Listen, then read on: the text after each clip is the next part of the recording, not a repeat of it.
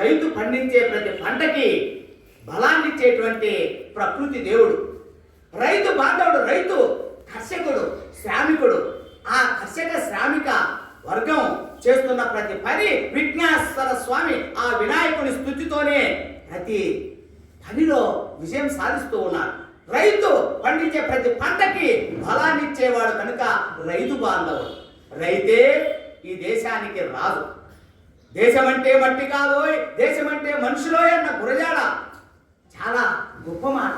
ఆ మనుషులకు 3 పూట్ల అన్నం పెట్టే రైతన్న ఈ విఘ్నేశ్వర స్వామిని స్తుతించే వ్యవసాయం ప్రధాన వృత్తి కలిగిన మన భారత విఘ్నేశ్వర స్వామికి దగ్గరగా ఎప్పుడు స్తుతి చేస్తూ ఆ వ్యవసాయ పనిముట్లను స్వామివారి దగ్గర పెట్టి స్తుతించి ఆ రకంగా శ్రమిస్తాడు.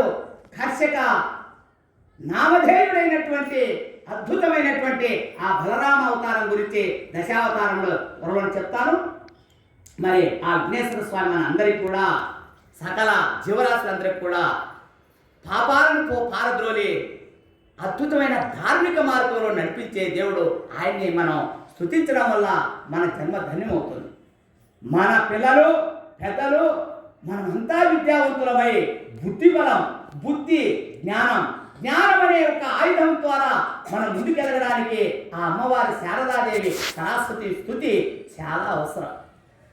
బ్రహ్మజిహ్వాంచలమున వరలు రాణి, బ్రహ్మజిహ్వాంచలమున వరలు రాణి, కచ్చవీరన్య వీణాంక తమ్రపాణి, కచ్చవీరన్య వీణాంక తమ్రపాణి, శారదా సర్వసత్కళా కీరవా